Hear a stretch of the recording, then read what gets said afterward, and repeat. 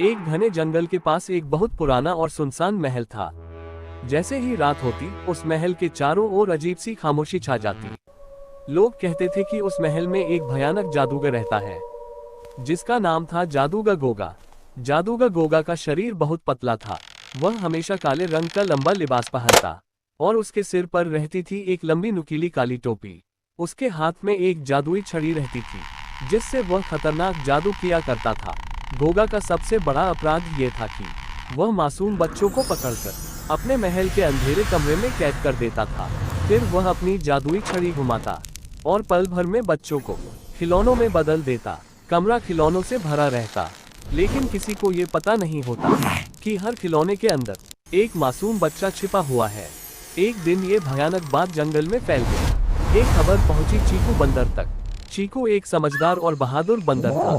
वह हमेशा पीली टी शर्ट पहनता था जिस पर बड़े अक्षरों में लिखा रहता था, राजा बाबू। जब चीकू को पता चला कि बच्चों के साथ इतना बड़ा अन्याय हो रहा है तो उसका दिल गुस्से से भर गया।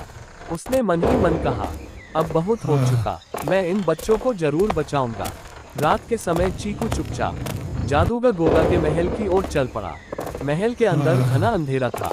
चारों ओर डरावनी आवाजें गूंज रही थी, लेकिन चीकू बिल्कुल नहीं डरा। वह सीधे उस अंधेरे कमरे की ओर बढ़ गया। तभी अचानक जादूगर गोगा वहां आ गया।